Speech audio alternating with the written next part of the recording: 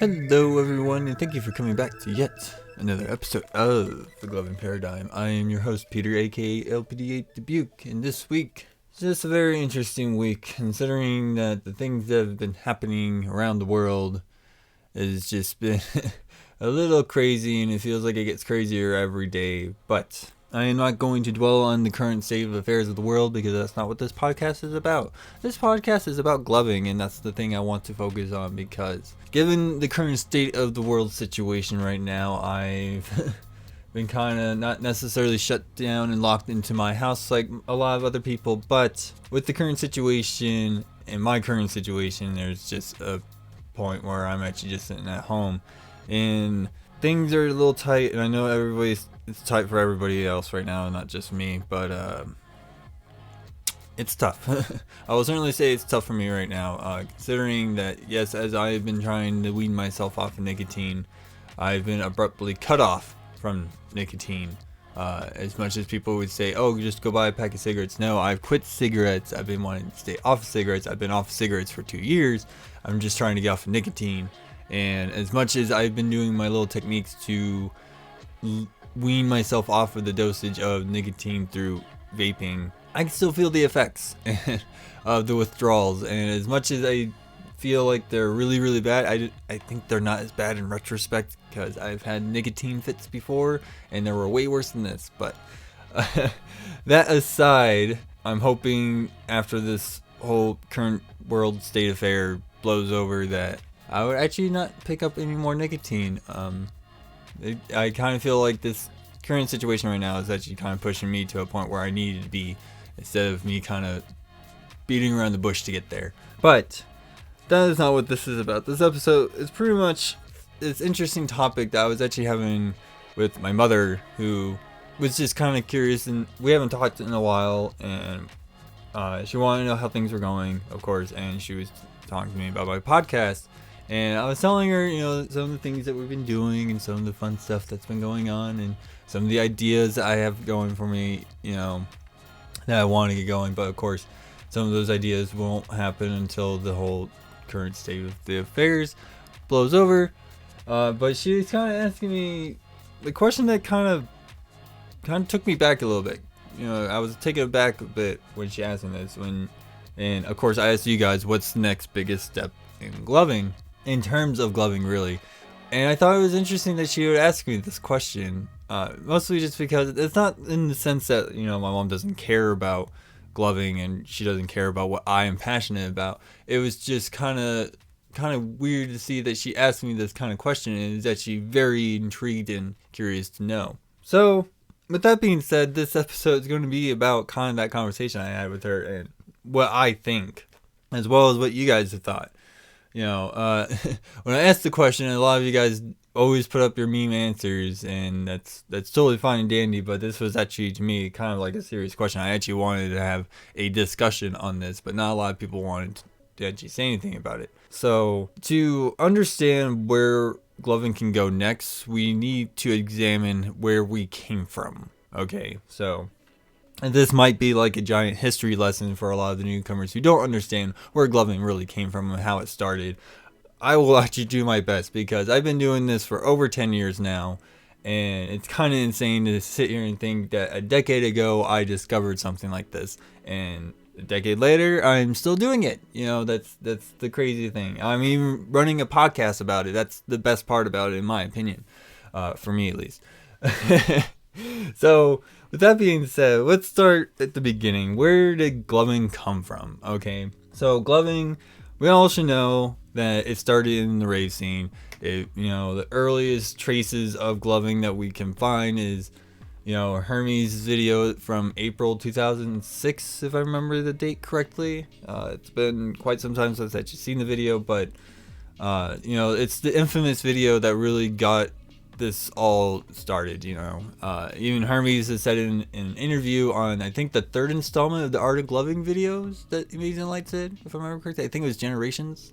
He even talked about just how he had the stupid idea of sticking the lights in the gloves, and that's how this all came to be. So one thing that a lot of people don't really take in consideration is that, where we started from has had such a strong, long-standing impact on the entity, the paradigm of gloving itself. And that's totally understandable because of the rave scene and the connotations that come from the rave scene and people's predisposed opinions of the rave scene would naturally translate into gloving. I will certainly say maybe it's taken on a new form of prejudice and whatnot, considering how, when you go to current EDM events, there are people who have their poise and there's people who have their orbits and stuff like that, but then there's just gloving, and only gloving is the only one that really gets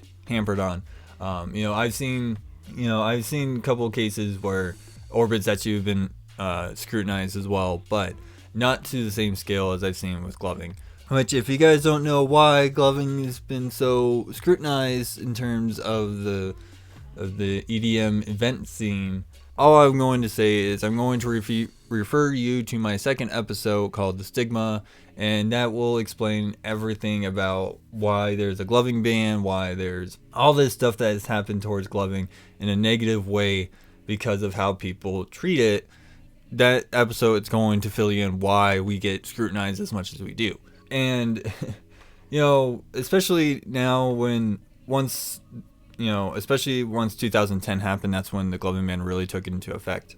Most people would sit here and think that would be what killed it. And, there are some people out there who still glove, who still say that the whole thing of gloving died in 2010.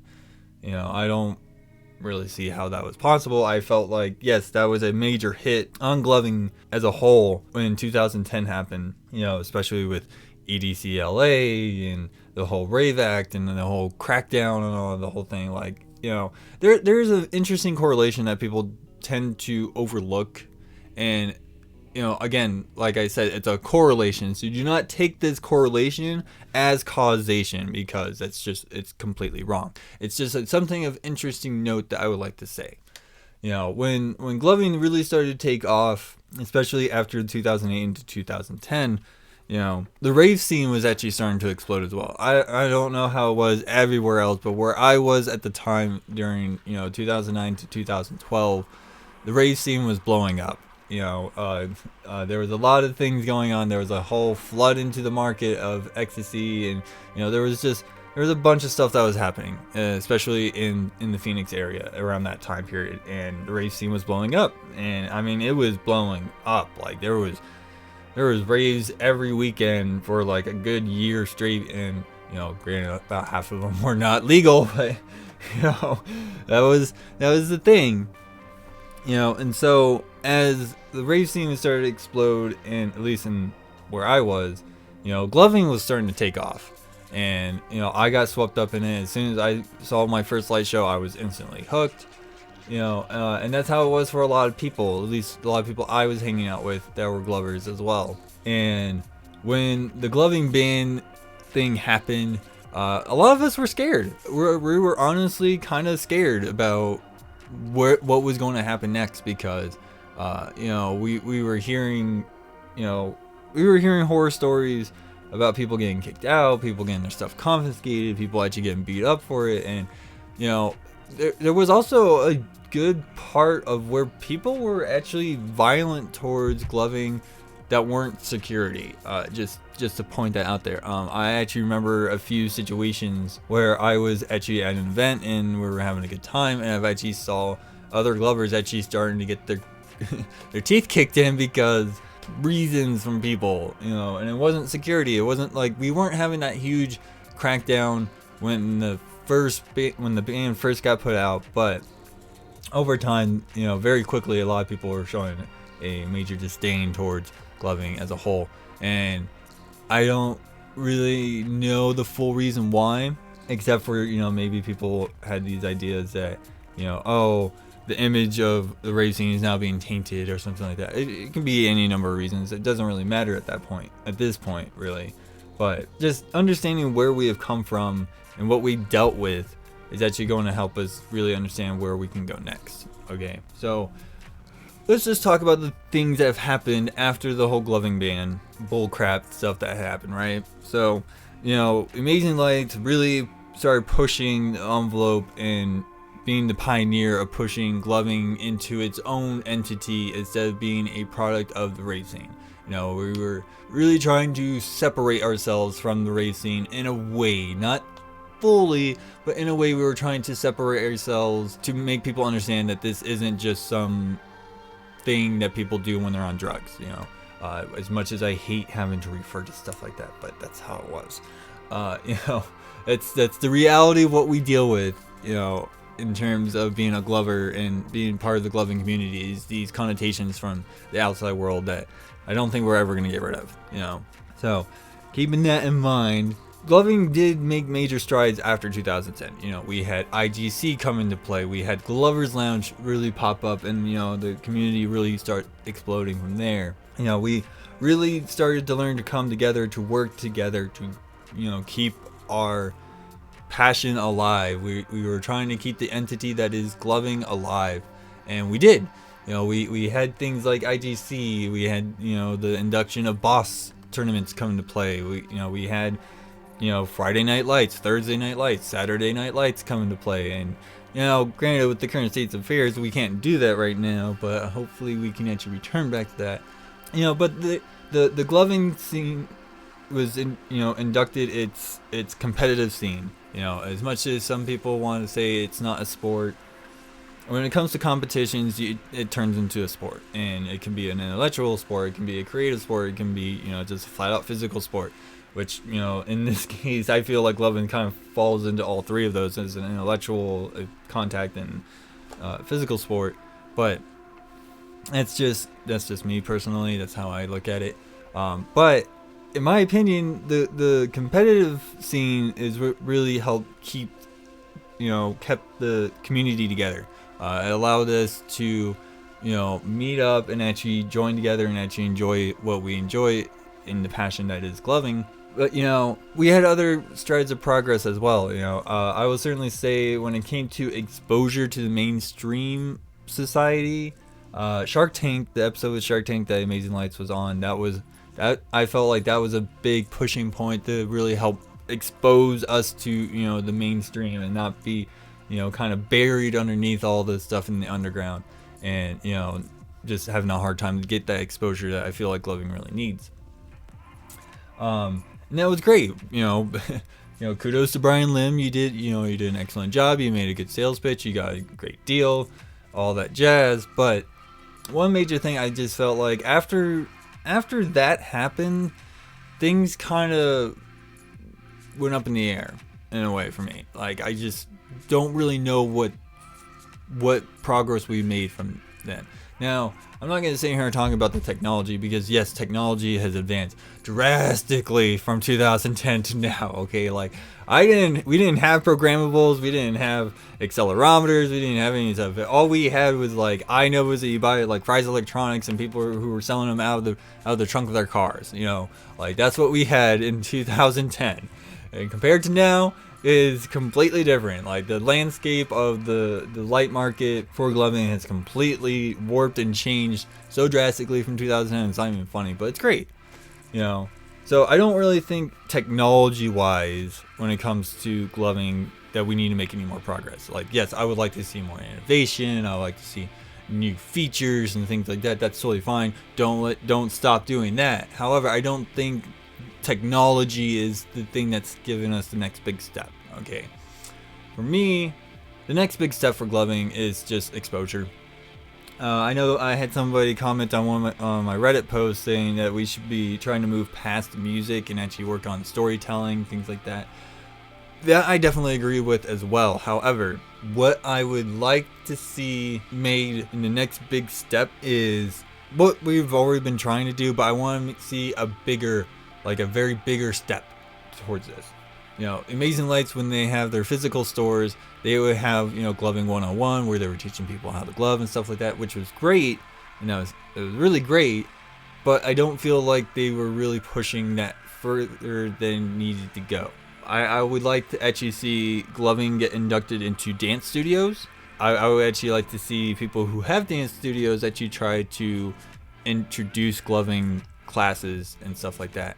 I feel like actually having dance studios actually have that as part of their curriculum is one major step that will help gloving get exposure to people outside of the rave scene. Like that's one of the major things for me, is that if we can get more exposure that's outside of, you know, what people immediately think when they see glovers doing what they're doing, I feel like that will be the next big push on progress. Now, you know, we do have workshops that people do at EDM events, which is totally fine. You know, festivals, if you can host them there, that's totally fine. That's great. I actually like that because, you know, you're at an EDM concert, you're enjoying it, you're able to show people what you enjoy, and, you know, you're getting the exposure that way. However, I just feel like if we stay in that category, we are really hampering ourselves from the exposure that we could get. You know, now I'm not saying that anyone who listens in on this channel and has a dance studio just go out and do this. If you want to, you can. I would certainly say experiment and see what works and what doesn't work in terms of drumming up interest for it. You know, again, like I've told you guys so many times, I am a casual glover. I just sit at home and do my thing because I enjoy what I do, type deal. And as much as I would actually like to actually get out there and travel a little bit more and actually like go to the boss events so I can actually cover those, you know, all in due time type deal, especially with the current state of situations. But to me, when it comes to gloving's next big step is to gain exposure outside of the EDM scene. Now, are there many different ways that we can go about doing that? Yes, there are countless different ways about going about doing that. The issue I think people see with it is just, you know, putting the amount of investment into it, fearing that it's just going to fall flat on its face. Which is possible. You know, there are some great movies that are timeless classics that when they first came out were complete flops. You know, like that's something that you have to understand, is that, you know, timing and everything have to be kind of perfect, but you can't predict that. So it's a gamble in a way. You know, you're gambling on whether this is going to be successful or not. You know, it's a risk that you have to take. So, you know, to me, the next biggest step, like I was actually telling my mother, is just to gain more exposure outside of the EDM scene. You know, I'm not saying that, you know, people need to go down to like rodeos or rock concerts or anything like that. You can if you want. I'm not telling you that you can't, but if you want to do that, that's totally fine. But what I am saying is that there needs to be ways for us to gain exposure outside of, you know, the rave scene and actually really push ourselves out into the mainstream. And that's what I feel like gloving needs to get to. You know, we heard stories that, you know, there's producers who were looking for glovers for their music videos, and I find that very interesting. I found only like a couple of music videos that actually have glovers showcasing in it, and it's cool and all, but where's all the other stuff? You know, like where's more of this? You know, where's more of this video stuff that you guys keep telling me about? So anyways, that's pretty much all for my episode. I know this is kind of a rambling on for like 20 minutes or so of just me kind of talking about this, but it, you know, with the current state of affairs and stuff, it's just one of those things that kind of popped up that I wasn't really expecting on covering, but here we are. You know, so if you have any questions that were not covered in this episode, you do have the various outlets you can hit me up at. Of course, I do have the Facebook page, which is aptly named The Gloving Paradigm. You can always hit me up there. Since I'm kind of stuck at home, don't hesitate to hit me up there anyways, because I can hang out and talk to you guys all you want.